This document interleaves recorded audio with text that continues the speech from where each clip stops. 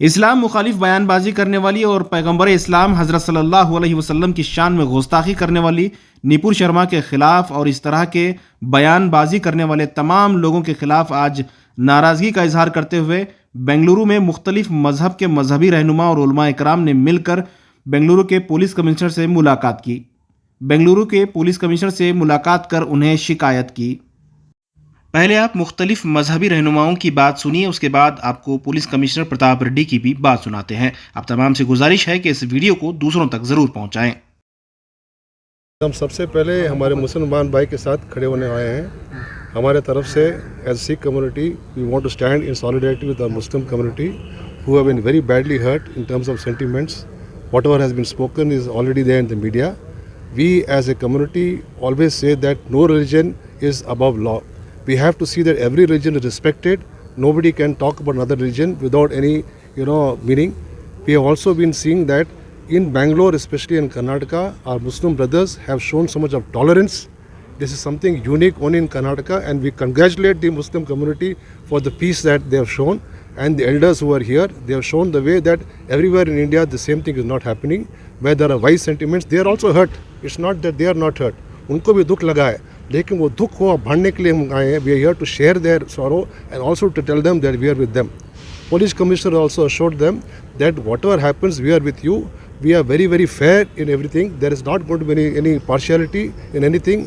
If anything is right, they will be supported. Anything is wrong, action will be taken. And assurance has been given by the police commissioner that the thoughts and sentiments of Muslim community will be taken to the CM and the government, and to tell them also that the community is hurt, yet they have shown tolerance and they want peace.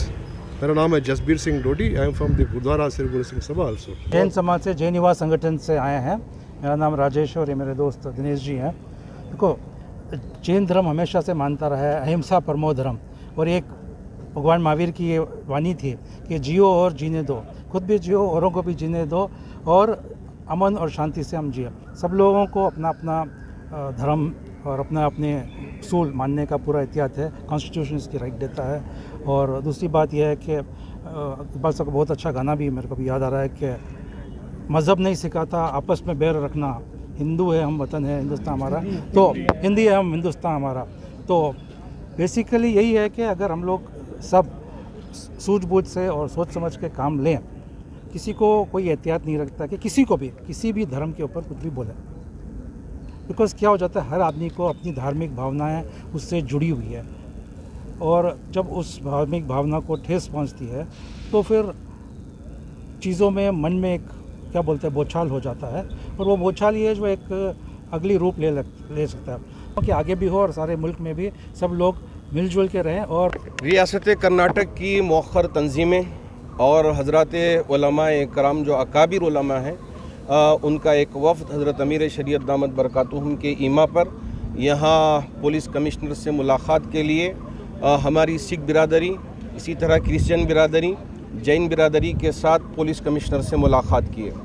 चूँकि इस वक्त BJP की spoke person और एक और साहब ने हमारे नबी की शान में जिस तरह की गुस्ताखी की है, उससे तमाम मुसलमान ही नहीं बल्कि इंसानियत को बहुत तकलीफ़ हुई है. तो उस वजह से आज हम सब मिलकर पुलिस कमिश्नर साहब से पहली बात ये कहे कि हम इस बात का मुतालबा करते हैं कि सिर्फ़ उसको पार्टी से बर्खास्त कर देना या ये है कि उसके ऊपर FIR हो जाना काफ़ी नहीं है, बल्कि उसको अरेस्ट करना चाहिए और पूरी कानून के दायरे में रहकर सज़ा होनी चाहिए. इस तरह का हमने पहला मुतालबा किया.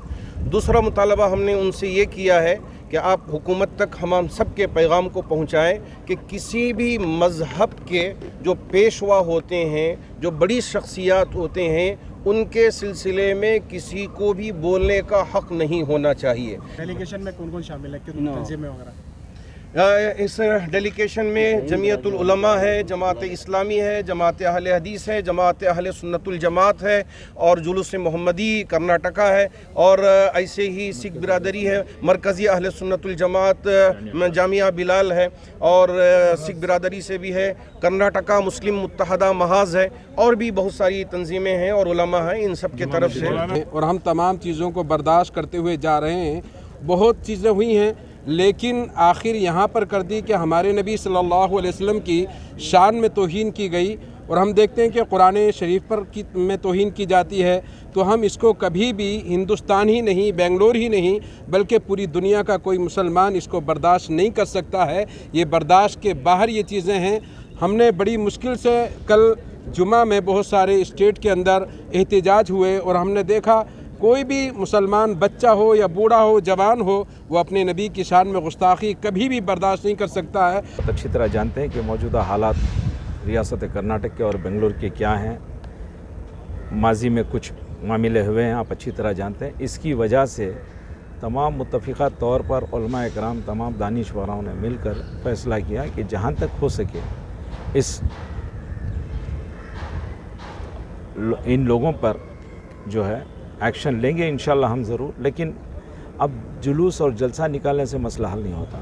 इस वजह से हिकमतन हम जिस तरीक़े से लेना है उस तरीक़े से हम काम कर रहे हैं। इसीलिए आज जो है तमाम मुत्तफ़िक़ा तौर पर उलमा इकराम और तमाम सिख बरादरी के, ईसाई बरादरी के, जैन बरादरी के तमाम लोगों ने मिलकर आज कमिश्नर साहब के साथ बातचीत की और कमिश्नर साहब से हमने बाकायदा ये किया है कि उस पर एक्शन लें और रियासत हुकूमत तक हमारा पैगाम पहुंचाए। और रियासती और बल्कि मरकज़ी हुकूमत, हालांकि उसको बीजेपी से सिर्फ उसकी रुकूनियत से वो सस्पेंड करना बड़ी बात नहीं। हम लोग ये, हमारा मुतालबा ये है कि उस पर जो है बाकायदा FIR हो और उसको जेल की सलाखें। जी अल्हम्दुलिल्लाह, सबसे पहले तो मैं ये बताना चाहता हूँ कि जो हमारा अज़ीम मुल्क हिंदुस्तान है, ये गंगा जमनी तहज़ीब का मुल्क है।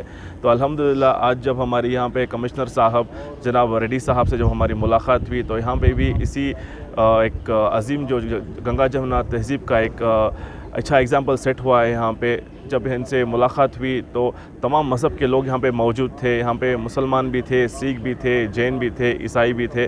तो अल्हम्दुलिल्लाह सब लोगों ने मिलकर जो मुल्क एक नेशनल लेवल पे जो कोई एक नेशनल पार्टी के कोई एक स्पोक्स पर्सन जो हमारे नबी करीम सल्लल्लाहु अलैहि वसल्लम की शान में जो गुस्ताखी कर हैं, इसको स्ट्रांगली सब लोगों ने मिलकर इसकी पुरज़ोर तरीके से मजम्मत की है।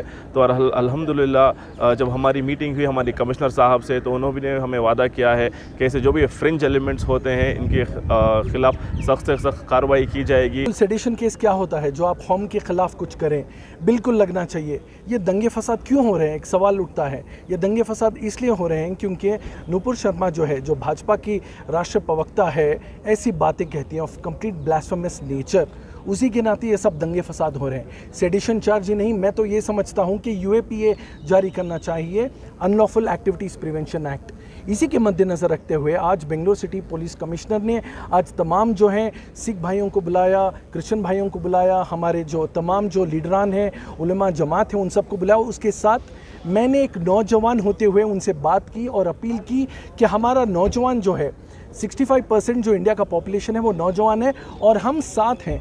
कोई भी मुहिम हो, कोई भी इनिशिएटिव हो, हम पुलिस के साथ हैं, अमन और शांति के साथ हैं। और मैंने मेरे भाई उस्मान शरीफ ने, अमीन अहमद ने, सखलेन अहमद ने, हमने वादा किया पुलिस कमिश्नर से कि हम जो कौम के नौजवान हैं, हम अमन और शांति चाहते हैं और हम पुलिस के साथ काम करेंगे एक पीस कीपिंग कमेटी के मद्देनज़र रखते हुए कि हर जगह अमन और शांति हो, और हम बस यही चाहते हैं।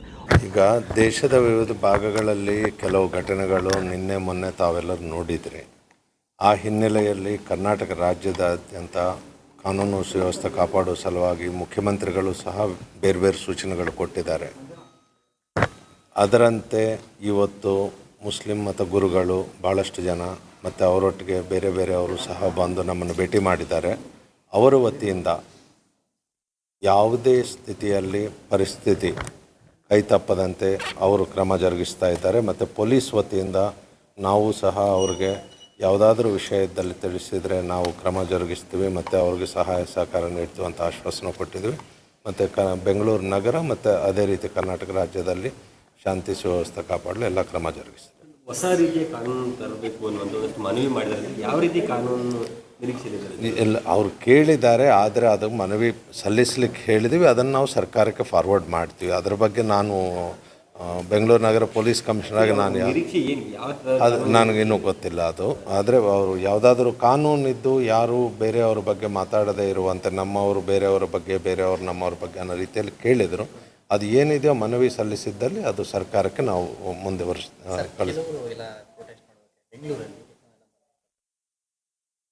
ನಮ್ಮ ಗಮನಕ್ಕೆ. ಫಸ್ಟ್ ಆಫ್ ಆಲ್ ಇವತ್ತಿನ ಮೀಟಿಂಗ್ ಕಾಲಪ್ ಮಾಡಿದ್ದು ಪೊಲೀಸ್ ಇಲಾಖೆಯಿಂದ ಅಥವಾ ಅವ್ರು ವಾಲಂಟ್ರಿಯಾಗಿ ಬಂದು ನಿಮ್ಮನ್ನು ಭೇಟಿ ಆಗೋ ಪ್ರಯತ್ನ? ಈಗ ನಾವು ಮಾತಾಡ್ತಾ ಇದ್ವಿ, ಅವರು ಮಾತಾಡ್ತಾ ಇದ್ದರು, ಸಮಯ ಕೇಳಿದ್ರು, ಇವತ್ತು ಬಂದರು. ಸೊ ನಾವು ಭೇಟಿ ಮಾಡಿದ್ವಿ. ಇಲ್ಲ, ಯಾವುದು ಪ್ರತಿಭಟನೆಗೆ ಯಾವುದು ಇದು ಪ್ರಸ್ತಾವನೆಯೇ ಇಲ್ಲ. ಕರ್ನಾಟಕದಲ್ಲಿ ಯಾವುದೂ ಪ್ರತಿಭಟನೆ ಇಲ್ಲದೆ ಈಗ ಇಲ್ಲಿವರೆಗೆ ನಡೆಸ್ಕೊಂಡು ಬಂದಿದ್ದಾರೆ. ಮತ್ತು ಇದೇ ರೀತಿ ಮುಂದುವರಿಸ್ತೀವಿ. ಇದೇ ರೀತಿ ಕಾನೂನು ಸುವ್ಯವಸ್ಥೆ ಕಾಪಾಡೋಣ, ಶಾಂತಿ ಕಾಪಾಡೋಣ ಅನ್ನೋ ಒಂದು ಒಮ್ಮತದಿಂದ ಎಲ್ಲರೂ ಬಂದಿದ್ದಾರೆ. Thank you.